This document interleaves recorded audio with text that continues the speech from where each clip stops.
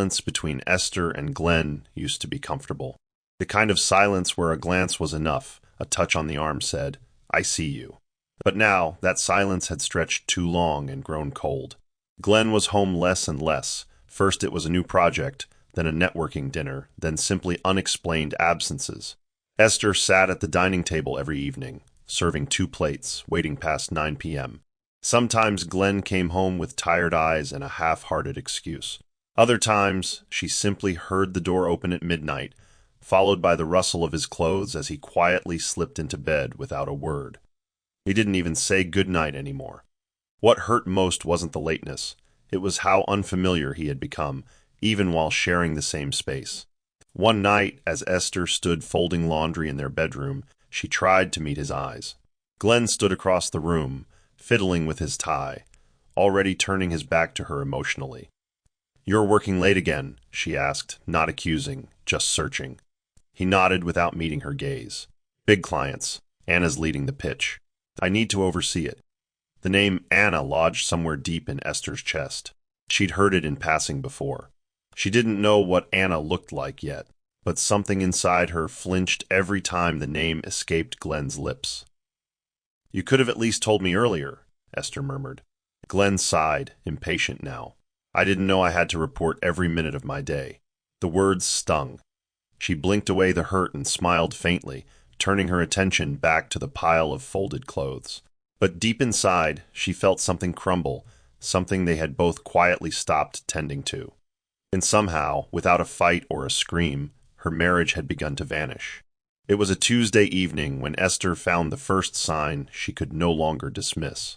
Glenn had left in a hurry that morning, his shirt crumpled, tie hanging loose around his neck. She picked up the shirt from the floor to toss it in the laundry, but something made her pause. A sweet, unfamiliar scent lingered on the fabric, floral, sharp, and expensive. Not the scent of their detergent. Not her perfume either. She pressed it to her nose, her heart sinking. As she turned to place it in the hamper, she noticed a faint pink smudge near the collar. Lipstick. Her chest tightened. She didn't wear that shade. She stood frozen, shirt in hand, struggling to breathe past the lump in her throat. For a long time, she said nothing. Then she quietly placed the shirt aside, her hands trembling, and sat on the edge of the bed. Doubt was no longer a whisper. It was standing in front of her, daring her to react. That night, she waited for Glenn to come home. The clock ticked past 10. When he finally walked in, loosened tie and phone in hand, she greeted him softly. "Can we talk?" He barely looked at her, heading for the fridge. "I'm tired, Esther. Can it wait?" She stepped into his path, holding the shirt. "Whose lipstick is this?" Glenn looked at the shirt, blinked once, then gave a dismissive shrug. "How would I know? Maybe someone bumped into me." "Don't start something, please." His voice was flat, not even defensive, as if the question didn't matter enough to deserve a lie. "And the perfume?" she asked, quieter this time. "What perfume?" he muttered, already brushing past her. She stood there for a moment, her hand still holding the shirt, her questions left suspended in the air like forgotten laundry. Glenn didn't offer comfort, denial, or explanation. He simply closed the bedroom door behind him, and with it, shut her out. She sat alone in the living room afterward, the walls pressing in. She didn't cry. Not yet. She just stared at the shirt in her lap and wondered how something so small could confirm so much. Esther had always loved their anniversary.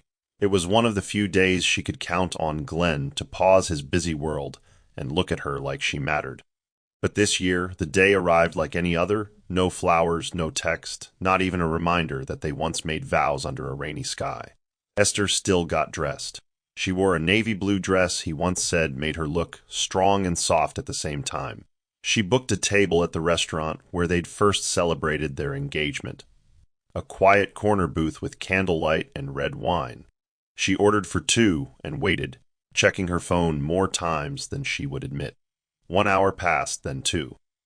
She stared at the entrance, every opening of the door bringing a spark of hope that quickly died. The waiter came over gently. "Would you like me to cancel the second meal, ma'am?" She shook her head, smiling tightly. "No, he's just running late." But deep down she knew he wasn't coming. When she got home, she didn't confront him. She found him already asleep on the couch, tie loosened, shoes kicked off. His phone lay on the coffee table, screen still lit with recent notifications. She wasn't the kind to snoop, but her fingers moved before her mind could stop them. Her breath caught as she saw the pictures. Glenn and Anna at a company gala, all smiles, champagne in hand. Anna wore a silver dress, one hand resting on Glenn's arm. "Celebrating a big win with the best man in business," the caption read. Comments poured in. "Power couple. You two look amazing." Esther stared at the image, stunned by how natural they looked, as if they had never been secrets. Her heart didn't shatter. It numbed. She turned off the phone, placed it back exactly where it was, and walked into the bedroom. She changed out of the dress slowly, as if mourning something sacred. Then she sat on the bed, still, composed, until the morning sun crept through the window. Glenn never asked how her evening went. He never even realized she had left the house. It wasn't until the quarterly networking mixer at Glenn's firm that Esther finally heard the name said with certainty. She had attended out of obligation, a supportive wife trying to keep up appearances. Dressed in a modest maroon gown, she smiled through small talk and awkward silences, wondering how many people in the room already knew what she only suspected. While Glenn was off in a corner laughing with a cluster of executives, Esther found herself beside a group of junior staff gossiping in hushed tones. "I heard Anna got the Klein account. Glenn must really trust her. Trust her. Girl, they practically act married." Esther froze. She didn't turn around. She didn't react. But her hand tightened around her wine glass, knuckles paling. One of the girls lowered her voice and added, "Have you seen her? Tall, stunning, always in heels and silk. They say she used to model before switching to PR." That was the first time Esther put a face to the name, not through a photo, but through those vivid, the whispered descriptions that made her feel invisible in her own marriage. Later that night, she asked Glenn casually, "Who's Anna?" He paused just for a moment. "Anna, she's our marketing strategist." "Brilliant girl. Why?" Esther forced a smile. "I heard her name tonight. Sounds like she's doing well." Glenn nodded absently, pouring himself a drink. "Yeah, she's driven. Brings in clients. Good energy." There was something in the way he said it, too smooth, too rehearsed. Like a man who had already practiced the explanation for when the time came. Esther didn't push. She just nodded and excused herself to bed early. Lying under the covers, she stared at the ceiling, trying to summon the woman she once was, the one who used to believe marriage meant security.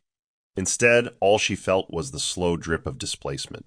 Anna wasn't a rumor anymore. She had a name, a position, and most painfully, a place in Glenn's orbit. Esther turned away from the door, not wanting to see if he'd join her. It didn't. Esther stood by the sink one morning, the sound of running water filling the silence that had become a third presence in their home. She watched steam rise from her cup of tea, but felt no warmth from it. Glenn walked into the kitchen, fixing his cufflinks without so much as a glance in her direction. She turned to him, her voice soft but certain. "Do you still want this marriage?" Her words hung in the air. Glenn sighed, not in pain, but in irritation, as though her question had interrupted something more important. "Esther, I have meetings all day." "Can we not do this now?" he said, brushing past her toward the door. She stepped in his path, her voice firmer. "Then when, Glenn? When do I get to ask why you come home later each day, why you don't touch me anymore, or why I now feel like a guest in my own life?" He didn't yell, didn't apologize. Instead, he laughed bitterly. "You're always looking for drama. Not everything is about you, Esther. You always overthink." The words stung, not because they were loud, but because they were void of emotion, a hollow dismissal from a man who once swore to fight for her. She didn't cry, not then. She just nodded, slowly stepping aside to let him pass. The door clicked shut behind him, and with it, something inside her sank deeper than sadness. For the first time, she realized Glenn wasn't confused. He wasn't torn. He had made a choice, he just didn't respect her enough to say it out loud. Esther sat on the couch, wrapping a blanket around herself, even though it wasn't cold. She scrolled through old photos on her phone, vacations, anniversaries, candid moments that once held meaning. But they felt like pictures of strangers now. Her hand hovered over the screen, hesitating before deleting them one by one. It was a silent funeral for a life she was still expected to maintain. That afternoon, she called her sister Virginia, the one person who had always seen through her brave face. "He's not even trying anymore," Esther whispered. Virginia paused, then asked gently, "Do you still want to?" Esther stared out the window, her voice cracking for the first time in weeks. "I don't know. I just wanted someone to fight for me. But I think I'm the only one left in this ring." The apartment Esther moved into was smaller than she remembered from the viewing.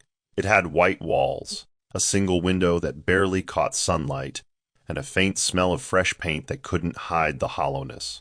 The landlord handed her the keys with a sympathetic smile, assuming she was recently separated, but she offered no explanation. Her suitcases rested at the door while she stood in the center of the living room, unsure whether to unpack or cry. She'd left the house not out of anger, but necessity, a quiet evacuation from a marriage that had become unbearable in its silence. As she hung her clothes in the narrow closet and stacked her books on the short shelf, she felt the weight of the transition, not just from one home to another, but from wife to woman alone. That night, the apartment echoed with every movement. Even the kettle's whistle sounded too loud. She lay on the bare mattress, her phone screen lighting up occasionally with promotional emails or old group chats she no longer contributed to. Not one from Glenn, not a single. "Are you okay?" At midnight, she curled into herself on the cold bathroom floor, the tiles against her skin grounding her in a way the bed could not. Her sobs were quiet, almost polite, as if she was afraid of waking the loneliness. "You're fine," she whispered to herself. "You'll be fine." But her chest ached with the kind of grief that came not from losing someone, but from realizing they had already let you go long ago. She remembered their first apartment, the laughter, the shared toothbrush holder, the dancing in the kitchen. This space had none of that. It was just her now. And somehow, even breathing felt heavier. Days passed in slow repetition. She woke, dressed, and made tea she never finished. She stared at job boards, updated her resume, and tried to fill the hours before night returned to swallow her thoughts. She didn't tell many people where she was. She didn't want pity or shallow comfort. What she wanted was to understand how love had unraveled so quietly, so cruelly, and whether she would ever find her way back to herself again. The office building that housed Renovatech towered above Esther as she stood at the entrance, clutching her handbag like it was armor. She had walked past the building many times before, when she used to wait in the car for Glenn during his early meetings, back when he was just a junior partner. She had encouraged him to invest in this company long before it became a tech giant. And now, years later, she stood outside its doors not as a co-founder's wife, not as a woman seeking vengeance, but as someone trying to survive. She had applied under her maiden name, Esther Imade, using a resume that stripped away any sign of marital privilege. When she received the offer to join as an administrative assistant, she didn't hesitate. It was the lowest rung, but it was a rung nonetheless. She walked into the building on her first day wearing a black blouse, simple flats, and a heart that had learned not to expect kindness. The receptionist barely looked at her. No one asked questions. No one recognized her. Her desk was tucked in a far corner near the copier, between the kitchen and the server room. The overhead light flickered occasionally, but she didn't complain. She greeted everyone with a polite smile and kept to herself. She made copies, answered phones, scheduled meetings, all the quiet tasks that made the office run smoothly but earned no applause. No one knew that just 2 years ago, her husband had sat in the executive boardroom of this same building, speaking about company vision while she waited at home. Now, she fetched coffee for interns who didn't remember her face. But there was power in being overlooked. While others boasted in break rooms and laughed too loudly in elevators, Esther watched. She noted who missed deadlines, who cut corners, who solved problems without praise. She kept a journal in her drawer, not for feelings, but for facts. She was no longer waiting for someone to fix things. She was learning how things worked. Because somewhere deep beneath the grief, something had started to pulse again inside her, not rage, not revenge, but purpose. Esther's presence in the office was barely acknowledged, and that was exactly how she wanted it. Each morning she arrived 15 minutes early, organized her desk, and reviewed the executive schedules she had access to. While the other assistants gossiped over coffee and made small talk about weekend plans, she observed quietly, thoroughly. She watched how meetings were scheduled, which names were CC'd on important memos, and who walked into rooms looking anxious versus those who walked out looking victorious. Her journal, tucked beneath office files in her drawer, had become her greatest tool. It wasn't filled with personal thoughts, but with observations, patterns in workflow, overlooked solutions, unspoken tensions between teams. She didn't need to know everything, just enough to see the weaknesses no one else bothered to notice. She was invisible, but not unseeing. During a staff meeting, Esther sat in the corner by the coffee dispenser, typing minutes no one would read. From where she sat, she could see the leadership team fumble through discussions about delayed rollouts and budget overruns. No one suggested viable fixes, she did. Quietly after the meeting, she drafted a 2-page document outlining a simplified proposal to streamline the product pipeline. She left it anonymously on her supervisor's desk with a post-it. Just an idea. The next week, the plan was presented to the board, no credit given, no questions asked. She didn't flinch. She didn't need credit. She needed data, and now she had it. Her idea worked.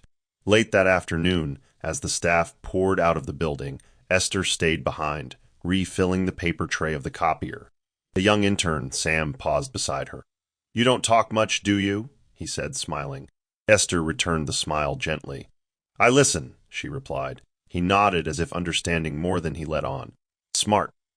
That evening, she walked home with tired feet but a mind alert, knowing that even silence can echo in the right room if you place it carefully. It was a formal company mixer, black tie, catered rooftop view, meant to celebrate a new partnership Renovatech had secured with an international investor. Esther wasn't invited, of course. Administrative staff weren't considered part of events like this. But she had volunteered, without hesitation, to assist with logistics. It meant hours of prep, standing behind tables, managing deliveries, directing guests. It also meant proximity, just enough to see but not be seen. Dressed in a black shift dress and low heels, she moved among the shadows with practiced invisibility. As the evening progressed, executives and guests began to arrive in waves of designer suits and champagne laughter. Then she saw him, Glenn, walking in with Anna at his side. They looked polished, deliberate, like a power couple carved out for public admiration. But it wasn't their coordinated outfits that caught Esther's attention. It was his hand, naked, no ring. She froze momentarily, her clipboard suddenly heavy. The small band that once symbolized promises, messy, imperfect, but once real, was gone. Anna leaned into Glenn as they laughed with investors, her hand resting on his chest like a seal of ownership. A photographer snapped pictures, while Esther stood near the lighting technician, hidden by her role, yet fully present. She didn't cry. She didn't turn away. Instead, she watched with clarity, as if witnessing a painting being retouched with lies. Glenn hadn't just let go, he had erased. Later that night, Esther walked to the far corner of the rooftop, where leftover linen bags were being packed away. Sam, the intern from before, was there too. "You good?" he asked gently. She nodded, then paused. "Did you ever realize how some people can unlove you without ever saying the words?" Sam didn't respond, but his silence was understanding. She turned to look out over the city skyline, lights stretching endlessly like opportunities, or perhaps reminders. She felt no hate in that moment, just an ache, a sharp, cutting ache that reminded her she was still human and still standing. The envelope arrived on a Wednesday. It was slid under her apartment door while she was at work, thick, white, and heavy with finality. Inside, the documents were crisp and clinical. Divorce papers, filled in, signed by Glenn, with a note in cold script. "Let's not drag this out." There was no salutation, no explanation. Just a pen stroke that severed years of history. Esther sat at her kitchen table, the papers spread before her. She read every line slowly, not because she didn't understand the words, but because she needed to absorb the intent. It wasn't anger that hit her. It was indifference. Glenn had ended it with the same casualness one might cancel a subscription. He didn't call, didn't ask to talk. He simply expected her to finish what he started. She reached for her pen, then paused. Her hand hovered over the signature line, but something in her refused to move. It wasn't about holding on. It was about not letting him decide how she would be written out. That night, she called him. It was the first time they had spoken in weeks. Glenn answered with the same flat tone he used during the final days in their home. "You got the papers?" he asked. "I did," she replied. A beat of silence passed before she added, "I won't be signing them yet." Glenn sighed, annoyed. "Why not?" "You don't have to make this harder than it is." Esther smiled sadly, unseen. "You already made it hard. I just want time. That's all." He didn't argue. He didn't protest. "Suit yourself," he said, and hung up. She sat in the silence afterward, staring at the empty space on the signature line. She folded the papers neatly and placed them in a drawer, not as a declaration of hope, but as a reminder that this ending, like the rest of her story, would be on her terms, not his, not Anna's, hers. Outside, the night deepened, and inside her something shifted. A refusal to be erased, a quiet rebellion. Esther poured herself a glass of water, walked to her window, and whispered, "I'm not done yet." Esther no longer needed validation to function. While others in the office looked for praise or applause, she buried herself in quiet diligence. Her assignments were often menial, organizing lunch orders for department heads, proofreading internal memos, managing calendar invites, but she saw past the tasks. She read everything with a different lens. While typing notes from strategy meetings, she noticed inconsistencies in the product team's communication. While printing presentation decks, she observed how client data was mishandled, how timelines clashed. She didn't point these out directly, she wrote them all down. At the bottom of her desk drawer was a spiral-bound notebook, plain and inconspicuous, filled with organized observations, questions, and solutions. She wasn't keeping a journal. She was building a blueprint. One Monday, her team was struggling with a recurring bottleneck in vendor coordination. Everyone in the room threw out theories. No one solved it. Esther stayed after the meeting, typed up a short, anonymous memo, and left it on her supervisor's desk before going home. It included a 3-step plan with examples and a projected improvement timeline. By Friday, her solution had been implemented, and it worked. No one thanked her. No one even mentioned it. But the notebook had proven its worth. She began staying later, sometimes by choice, sometimes because she was invisible enough to be left with tasks others didn't want. Sam noticed. "You don't get tired?" he asked one night as he passed her desk. "I do," she said, still typing, "but tired is better than stagnant." He grinned. "You sound like a founder." Esther looked up briefly and replied, "Not yet." That night, she opened her notebook again. On a fresh page, she wrote a single line. "One day, I won't need to drop solutions anonymously. I'll speak with a seat at the table." While Esther remained the quiet engine in the background, Anna took center stage. Her presence was bold, deliberate, and carefully crafted for attention. She appeared in meetings wearing designer blouses and crimson lipstick that matched her calculated smile. She often laughed too loudly at Glenn's jokes and introduced herself as strategic liaison, though no one was entirely sure what that meant. The office buzzed with gossip about her. She had supposedly closed a deal with a stubborn investor, managed a difficult client, brought in 2 international contracts, all while appearing in magazine spreads for women in tech. Esther observed quietly from a distance. She didn't envy Anna's attention. She questioned the foundation beneath it. Real influence didn't need flash. It required substance. But still, Anna's ascent was relentless, and Esther kept watching. One afternoon, Esther was delivering folders to the conference room when she overheard Anna addressing a group of clients. "Glenn and I have been shaping Renovitech's identity together. We're a team on every level." Her words were casual, but intentional. Esther paused just beyond the doorway, out of view, her grip tightening on the documents in her hands. Glenn chuckled softly and added, "She's been a huge asset." The word asset made Esther flinch. Not partner, not leader, just a beautiful placeholder with strategic value. That same evening, Anna posted a photo online, her and Glenn on his balcony, wine glasses raised, sunset behind them. Building empires one deal at a time. The caption drew hundreds of likes and comments. "Power couple, tech royalty, the future looks like this." Esther stared at the image in silence, not from pain but analysis. The empire they were celebrating was built on someone else's bricks. Her bricks. The early investment Glenn had made, the one she had urged him toward, had become their stage. But she no longer felt robbed, she felt awake. And something about Anna's showmanship told her, appearances burn fast under real pressure. Esther returned to her notebook, flipped to a new page, and began mapping every department she hadn't yet learned. Not for revenge, for readiness. Rick Morgan was a name Esther had written in her notebook several times. He was one of the few executives who didn't speak for attention, but listened before offering thoughts.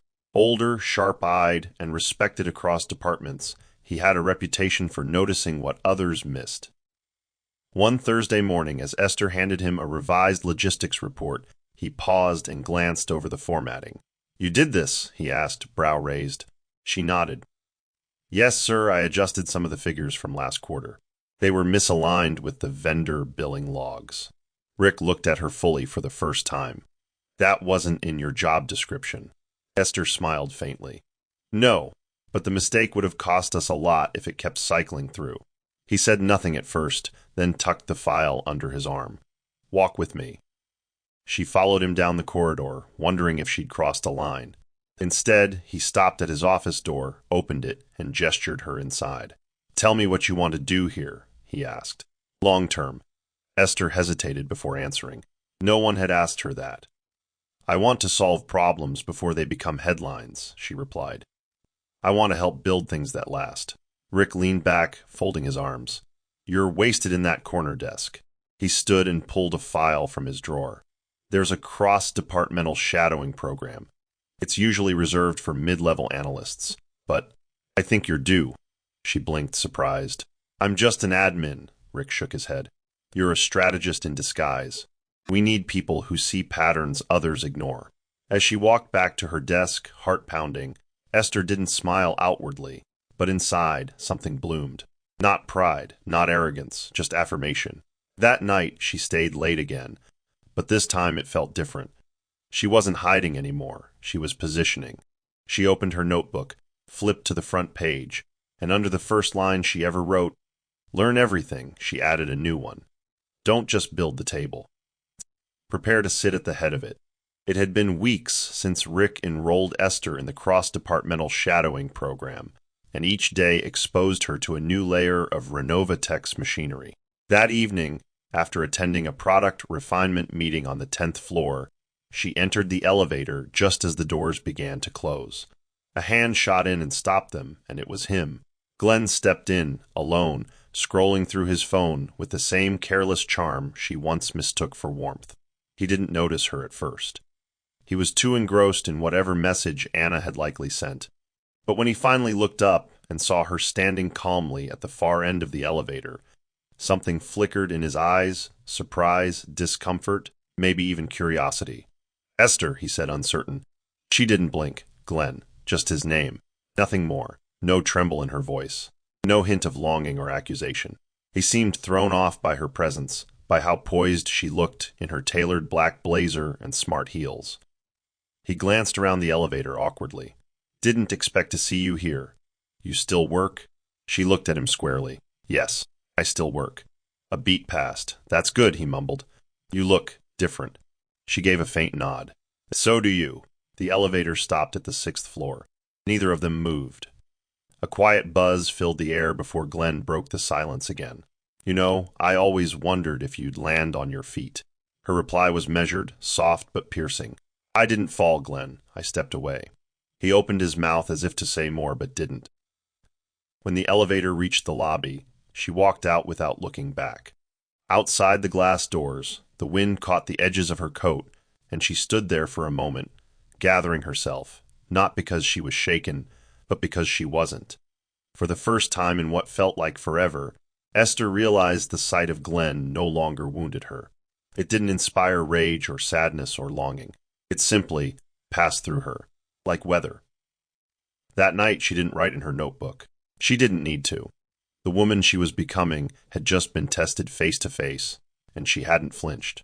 The Renovatech Executive Retreat was a lavish, exclusive affair, held at a glassy lakefront resort 2 hours outside the city. Only department heads and key partners were invited, and Anna, unsurprisingly, made sure her presence was central. She wore an emerald silk dress that clung to her with studied perfection, her makeup flawless, her posture sharp. Glenn never left her side. From the moment they arrived, Anna floated through conversations like a queen already crowned. Esther, now shadowing the planning and operations team, wasn't technically a guest. She was part of the coordination staff. She wore a navy dress, elegant but understated, and stayed behind the scenes like always. But she wasn't there to be seen. She was there to observe. As the sunset and champagne flutes clinked beneath chandeliers, the crowd gathered for the closing speech. The CEO hadn't arrived yet, but Anna didn't wait for permission. She tapped her glass and stood beside Glenn with a beaming smile. "To growth and new beginnings," she said, lifting her glass. "It's been a year of expansion, collaboration, and bold moves, and none of it would have been possible without this man right here." She turned to Glenn, eyes glittering with pride. "You've been my compass, my partner, in business and beyond." The room responded with polite laughter and applause, and Glenn nodded in smug approval. But toward the back, beneath a low-hanging light, Esther stood with a clipboard against her chest, her face calm. She clapped twice, slowly, measured, then stopped, her gaze locked with Anna's across the room. For a second, just a second, Anna's smile faltered. She noticed her. Recognition sparked, and for the first time, Anna looked uncertain. She turned back to Glenn, tugging slightly at his sleeve. "Who invited her here?" she asked under her breath. Glenn glanced toward the back, but by the time he turned, Esther had already blended into the staff again. That evening, as fireworks sparkled above the lake, Esther stood alone beneath a tree, her reflection flickering in the water's edge. She didn't need a stage to speak. Her time was coming, but not with a toast, with results. The next 3 months moved like the slow grind of tectonic plates, quiet, deliberate, and powerful beneath the surface. Esther completed her rotation across the product, finance, and compliance departments, leaving behind quiet trails of improved workflows and restructured proposals. Her influence spread not through volume, but through consistency. People began to whisper about her. "Who's the new girl who fixed the account ledgers? Did you see the timeline revamp?" That was her too. She never bragged. She didn't attend after-work mixers. She didn't gossip or linger at the coffee machine. She worked, solved, documented, moved. Rick noticed. He began forwarding her materials directly to the board without telling her. Her solutions made it to executive meetings. Eventually, a department head resigned, and Rick called her in. "You're stepping in," he said plainly. "Team lead. Strategy coordination." She blinked. "Just like that?" He smiled. "Nothing about you has been just like that, Esther. You've earned this quietly. Now take it loudly." The announcement went out internally. No photo, just a name, Esther Maid, strategy coordinator. She walked into her new office the next day, small but real, with a window and a team of 5. Sam, the intern, stopped by with a coffee and grinned. "Told you you sounded like a founder." She chuckled softly, accepting the drink. Her team was hesitant at first, unused to her name, unsure of her pace, but they caught on quickly. Esther led with patience, precision, and results. She rewrote project briefs, introduced systems that improved communication flow, and cut delays by 30%. Her name started appearing on company-wide updates, and still no one, except Rick, knew who she used to be. She kept her maiden name, wore her new title lightly, and kept rising. That night, as she packed up her office, she opened her drawer and pulled out the notebook, the same one from her corner desk. She turned to the last page and wrote, "You don't need noise to move mountains. You just need ground to stand on and the will to push." Then she closed it and placed it on a shelf. It had done its job. She had arrived. Glenn leaned back in his leather chair, scrolling through quarterly reports with detached satisfaction. Novatech was thriving, and in his mind, a large part of that success traced back to his involvement. The recent restructuring had elevated a few new names he hadn't paid attention to.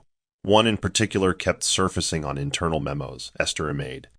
She had signed off on 3 critical strategies in less than 2 months, and department heads were now quoting her during high-level meetings. But to Glenn, the name sparked nothing. He chuckled in a conversation with Anna during lunch. "It's funny," he said between bites of grilled fish. "We've got a rising star named Esther. Reminds me of my ex-wife." Anna raised an eyebrow, swirling her drink. "Esther a maid?" she asked carefully. Glenn shook his head. "No, different last name. My Esther was soft. She wouldn't survive 5 minutes in strategy. Always too careful. Couldn't handle pressure." Anna said nothing, but her mind drifted back to the retreat, to the woman in the navy dress who clapped just a beat too slowly. Something in that moment had unsettled her, a flicker of recognition she hadn't quite pinned down. "What if it is her?" Anna asked, stirring her straw. Glenn scoffed. "It's not, trust me. Esther didn't have this kind of bite." Then he leaned forward, lowering his voice. "Even if it was, she wouldn't matter now. Not with the board in our corner." He was too proud to admit it, but part of him was slightly curious. He had expected Esther to vanish, to disappear into a quiet life, maybe remarry someone safe. He never imagined she might be in the same building, in boardrooms he no longer controlled. The truth hadn't caught up with him yet because Glenn had never learned to look back, only down. And the higher he climbed with Anna, the less he noticed the ground shifting beneath his feet. He had stopped wearing his ring long ago, stopped saying her name, stopped thinking of her altogether. But Esther hadn't stopped moving. She just didn't need to announce it. Renovatech's upcoming gala was all anyone in the office could talk about.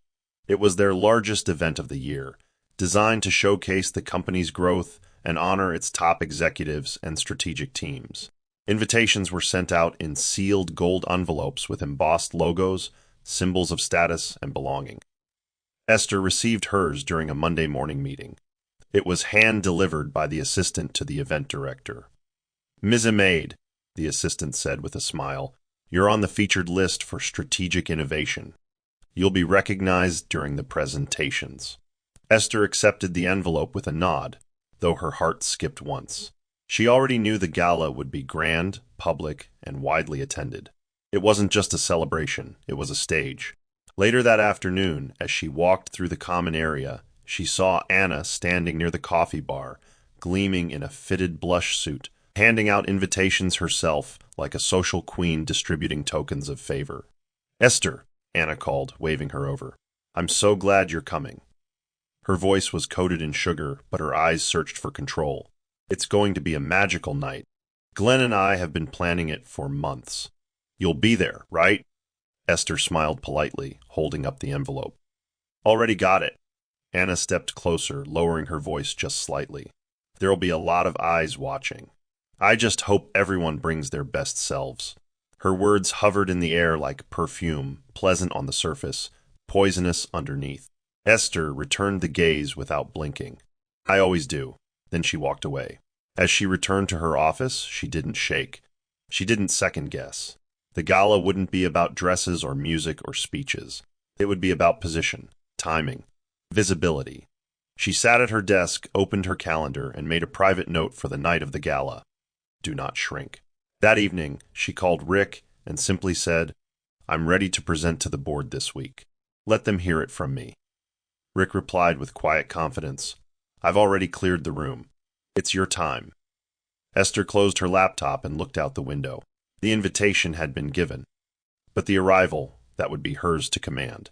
Inside the boardroom, the air was thick with anticipation. The Renovatech board of directors had convened in a private session, seated around the oval mahogany table with folders in front of them, each containing Esther's name at the top. Rick stood at the head of the table and cleared his throat. "Before we finalize the gala program, there's one last agenda item, executive succession planning." A murmur rippled through the room. Over the past year, one candidate has quietly outperformed expectations across departments, streamlined operations, and secured multiple high-impact deals, Rick continued. She's stabilized cross-functional efficiency by 37% and tripled client retention on 2 of our most volatile accounts.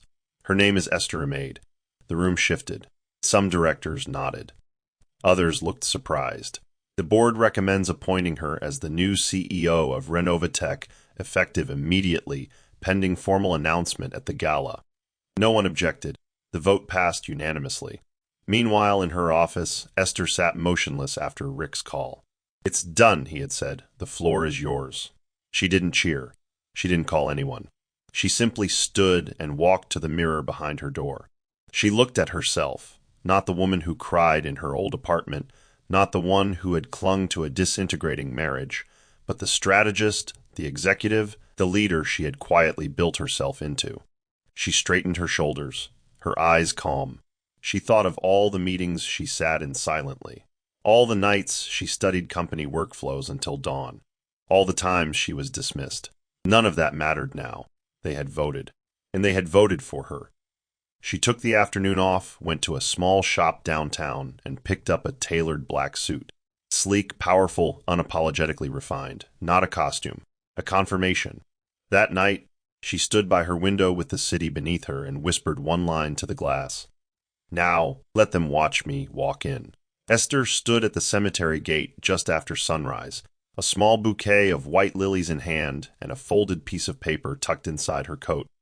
The morning air was crisp, laced with a stillness that felt almost reverent. She hadn't visited her mother's grave in months, not out of neglect, but because she needed to arrive here different, not broken, not desperate. Now she stood on solid ground, her heels pressed into the earth not as a widow of a lost marriage, but as a woman reborn through the fire.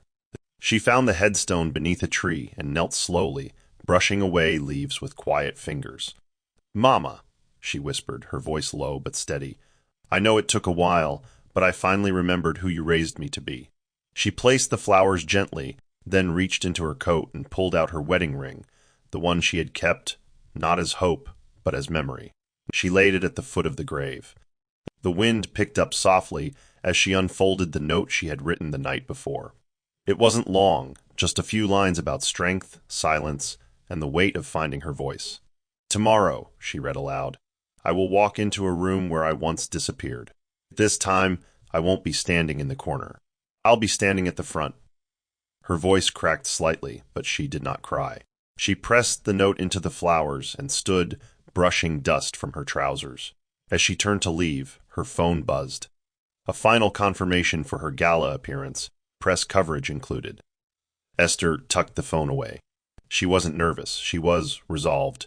That evening, she opened her wardrobe and removed the custom black suit she had picked up, the fabric clean, commanding, and simple.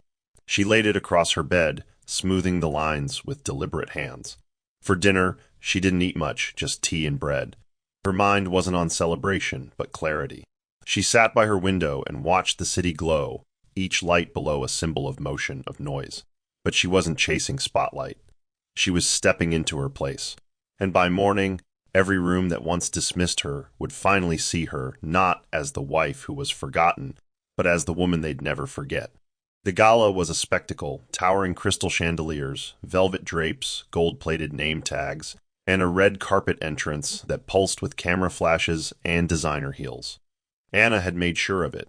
She stepped out of the black town car with Glenn at her side, her gold dress shimmering under the lights like liquid metal. The photographers flocked toward them, their flashes a blinding storm, as Anna posed effortlessly, fingers grazing Glenn's arm in a gesture meant to signify ownership. "Smile," she whispered to him, her red lips parting. "This is what they came to see." Glenn did, of course, playing the role to perfection. As they walked inside, guests turned with admiration, some even clapping. "Mr. and Mrs. Renovatek," one client joked. Anna laughed, soaking it all in. The lobby was filled with murmurs of deals, digital projections, and champagne. "She looks stunning," someone whispered. "She's built for this," another replied, and Anna believed it. Inside the main hall, Anna floated from table to table, her eyes scanning every corner. She greeted investors like old friends and leaned in close when speaking, her confidence radiating from every inch of her posture. Glenn stood nearby, slightly behind her now, letting her enjoy the limelight she had orchestrated. They were to be introduced during the second segment of the night. Anna had already reviewed the cue sheet. "They'll call us up before the CEO's speech," she said to Glenn in the hallway. "We're the face of growth. It's what everyone expects." Glenn nodded, sipping his drink. "Let's just make sure we're ready." Anna smiled as she adjusted her earring. "Darling, We've always been ready." From across the room, a photographer aimed his lens at her, and Anna tilted her head slightly, giving her best profile. She didn't know, couldn't have known, that while she preened beneath the lights, the ground beneath her was already shifting. The real story hadn't begun yet, but it would, very soon, and not with her name in lights, but with a silence so complete it would bring everything to a standstill. Throughout the hall, murmurs began to ripple through the guests, subtle at first, quick glances between executives, heads leaning in during conversations. "Did you hear who they appointed?" Someone asked near the dessert table. "Yeah, a woman named Esther a maid." The name rolled uncertainly through the crowd like a pebble beginning an avalanche. "She's young, right? Never seen her before. Smart, though. Heard she's been behind most of the strategic changes this year. Where did she even come from?" The mystery added to the allure. No photo had been released. No formal introduction yet. Just a name quietly printed in the program's final page. Keynote address, CEO Esther a maid. Anna hadn't noticed. She was too busy adjusting Glenn's tie and ensuring her lipstick was still intact. Glenn, however, began to hear it. The repetition of a name he hadn't heard in years. Each time it pulled slightly at his attention. "Esther, Esther, Esther. Isn't that?" he began to ask Anna, his brow furrowed. But she was busy posing for another picture. "What?" she replied, distracted. "Nothing," he muttered, brushing the thought aside. He leaned toward a junior executive nearby. "You know who this Esther is?" The executive nodded. "She's the one from strategy. Brilliant.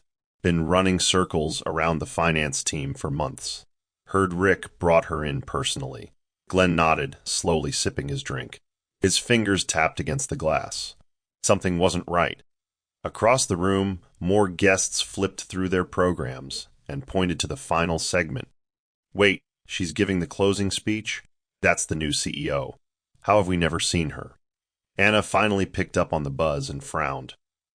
"Why is everyone whispering about some Esther?" she asked Glenn.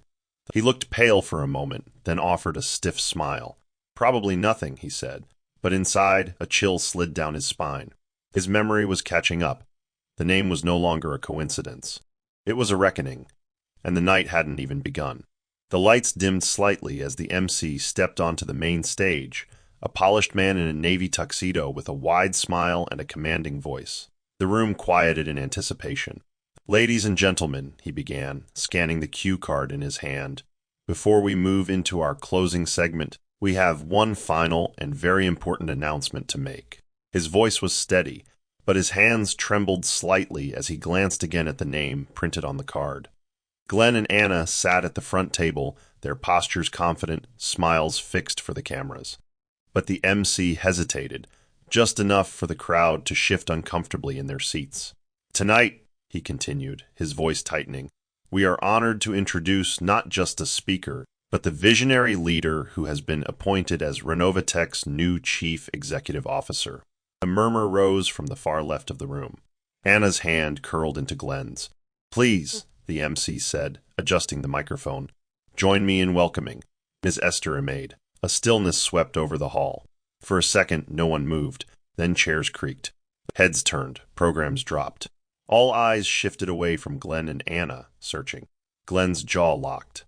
His breath hitched in a way no one else could hear. But Anna did. "What did he say?" she whispered sharply. "Esther." Glenn didn't answer. He didn't have to. From the back of the room, a figure began to move.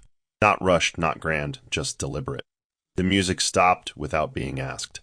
The lights overhead adjusted, almost as if on cue. The MC stood aside, eyes wide, as the woman in black approached the stage. No fanfare, no announcement. Just the echo of footsteps that carried the weight of years. And as the crowd parted like water, one truth rose in their stunned silence. The woman they had ignored, overlooked, and underestimated was not coming to reclaim anything. She was coming to take what was already hers. Esther reached the base of the stage without a single pause, the black tailored suit hugging her frame with silent authority. Her heels clicked softly against the polished floor as she ascended the steps, each movement controlled, intentional. She held no notes, no cue cards, nothing but the silence she wore like a crown. From the front row, Glenn rose halfway from his seat, disbelief written across his face. Anna's lips parted. Her breath caught in her throat. No one had warned them. No one had prepared them. Esther didn't look at either of them. She never flinched. Her gaze remained forward, steady, commanding. She approached the podium with a presence that didn't demand the room, but owned it. She didn't need to prove she belonged. She was the moment.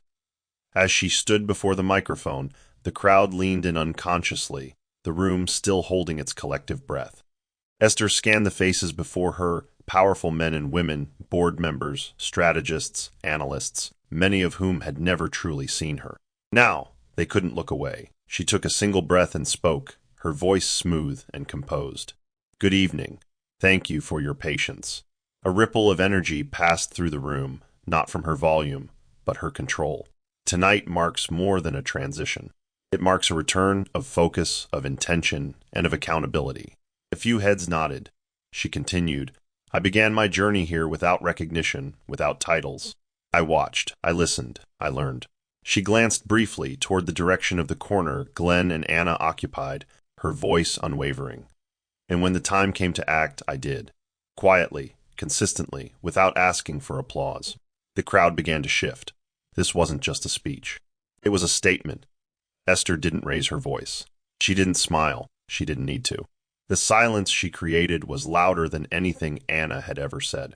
And for the first time that night, the room didn't belong to the pair who had stolen the spotlight. It belonged to the woman who never chased it. She simply walked into it. Esther paused briefly at the podium, letting the weight of the silence settle. No one stirred. Even the waiters had stopped moving, champagne trays suspended midair. She leaned slightly forward and continued, her tone never rising, never faltering. "Leadership," she said, "isn't in titles or public displays. It's in the decisions no one sees. It's in the late nights, the long-term thinking, and the willingness to stand still while others rush ahead for recognition." She glanced toward the board members. "The team I've worked with these past months, many of them are in this room, have shown me what it means to care about legacy, not attention." A few in the audience exchanged nods, now fully alert, some even ashamed. She turned a page in her mind, not on paper. "I was told once that I didn't have enough bite for business, that I was too cautious, too quiet. But silence is not weakness. Silence is strategy.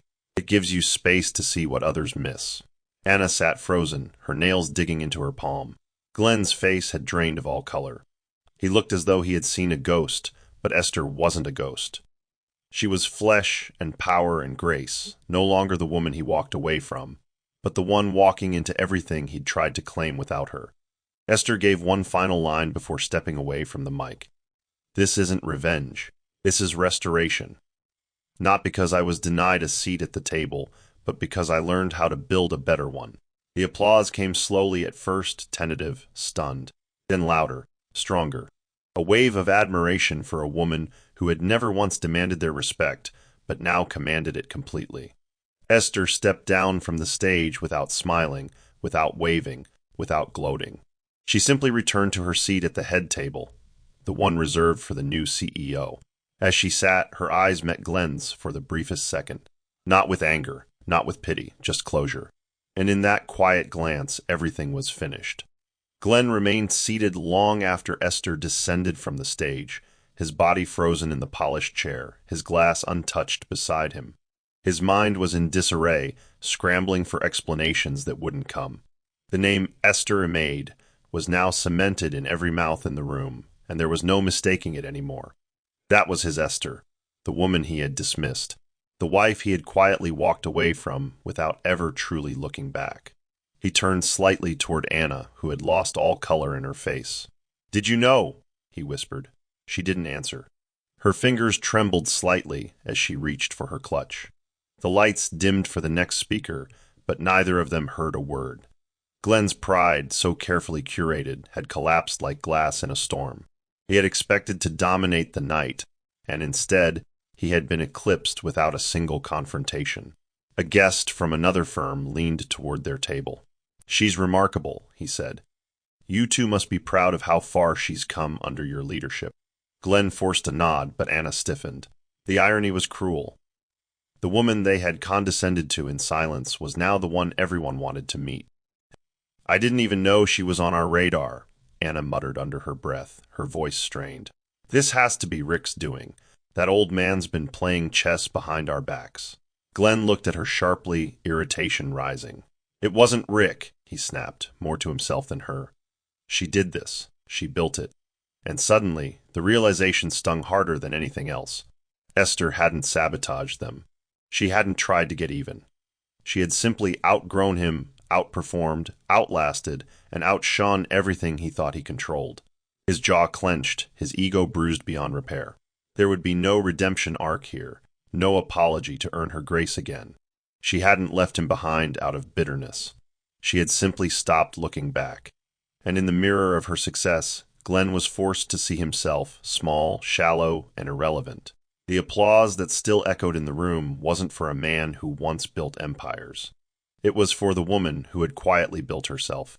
The rest of the gala unfolded under Esther's shadow. As the final names were announced and the evening drew to a close, people gathered around her like moths to a flame. She offered polite smiles, shook hands firmly, and answered questions with the calm assurance of someone who had long known this moment was coming. A senior investor approached her with genuine admiration. Ms. Amaid, I've been with this company 10 years. I've seen change come and go, but this feels different. Esther smiled. Thank you. It's time Renova Tech moved with quiet intention instead of loud disruption. Around her, the board members nodded. Every eye in the room recognized her now, not because she asked for it, but because she earned it. Even the staff who once walked past her without greeting now watched her with awe. Sam came by, still in his support badge. You made it, he said, his grin wide. I told you you didn't belong in the shadows. She laughed softly. Maybe the shadows taught me how to see better. As the evening came to a close, she stepped out onto the balcony to take a breath. The city stretched before her, lights flickering like stars caught in steel. Rick joined her quietly. You did what very few can, he said. You made it look effortless. Esther looked out into the night. It wasn't effortless. It was invisible. He nodded slowly, even harder. She turned to face him. It's not over, you know. This isn't a victory. It's just the beginning. Her voice held no pride, only clarity. The work ahead was immense, cleaning the company's internal politics, redefining its identity, and proving that her ascent wasn't a fluke but a foundation. You're ready, Rick said with certainty. And this time, no one will doubt it. Esther looked at the skyline one more time before returning inside. No cameras followed her. No one announced her exit. She didn't need it. The applause had already happened, but she wasn't chasing applause anymore. She was chasing purpose. And now that she had stepped into the room with her own name, nothing would be the same again. The next morning, Esther walked into the corporate lounge of Renova Tech with her usual calm. The gala had made headlines, photos of her stepping onto the stage, headlines that read, "The Quiet Rise of Renova Tech's New CEO." Everyone in the building treated her differently now. Straighter backs, longer eye contact, curious smiles. But Esther wasn't distracted by any of it. In her hand was a manila envelope. Inside it were freshly prepared divorce papers, final this time, complete with her signature and new terms. Not out of vengeance, but completion. She had kept her silence long enough. Glenn's assistant hesitated when she arrived at the office floor. Do you have an appointment? Esther met her eyes gently. Just a delivery. The assistant nodded and opened the door. Glenn looked up from his desk, caught mid-email. He stood quickly, the air shifting. Esther, he began, but she was already placing the envelope on his table. This is for you, she said, her tone smooth but unshakable. Everything's finalized. You're free now.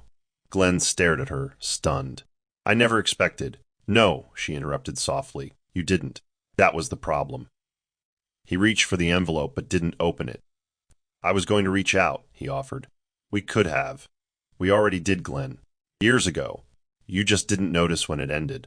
Her voice wasn't bitter, only resolute. She turned to leave, but paused at the door. I'm not angry anymore, she added. I just outgrew the version of me that waited for someone to come back. With that, she walked out. Glenn stood behind his desk, holding the papers as if they weighed more than they should. In that quiet room, he finally realized he had lost not because she left, but because she no longer needed to stay. And that was a loss he couldn't charm, control, or undo. Esther didn't look back. The hallway ahead was hers now, clean, bright, and free of shadows. Anna sat on the edge of her bed, her makeup from the gala still half smeared, the gold dress crumpled in a pile on the floor. The morning light poured in through the blinds, harsh and uninvited. Her phone buzzed repeatedly with unread messages. Headlines, social media tags, congratulatory posts about Esther Amaid, the quiet storm. Each image felt like a dagger, each article a public reminder of the woman she had underestimated. With trembling fingers, she opened the contact thread she had long ignored. Esther. There was no prior message, just a name she once smiled at bitterly. She typed, "Can we talk? Just for a moment. I didn't know." Then she deleted the text. What was there to say? That she had believed the silence meant defeat? That she had built her confidence off someone else's erasure? No apology would undo what had been revealed last night. Esther hadn't just risen. She had rewritten the room. Later that afternoon, Anna walked into Renovatech's building and stood quietly outside Esther's glass office, peering in. Esther sat behind her desk, pen in hand, reviewing documents. She looked poised, deliberate, unshaken. Anna stepped in slowly. "Do you have a minute?" she asked, her voice low. Esther looked up, calm and unreadable. "I'm in between meetings," she said. "Speak quickly." Anna stepped forward, her eyes dim. "I just wanted to say, I didn't see this coming." Esther nodded once. "You weren't supposed to. That was the point." The silence that followed wasn't tense. It was instructional. Anna cleared her throat. "I didn't mean to." Esther cut in gently. "You don't have to explain. We both made our choices. You built noise. I built legacy." Anna looked down. "I suppose you won." Esther leaned back. "There was no competition, Anna. I didn't come for revenge. I came for what was mine, and I earned the rest." Anna gave a shallow nod, then turned to leave. As she exited, Esther returned to her work without pause. The door clicked shut, and with it, so did a chapter neither of them would revisit.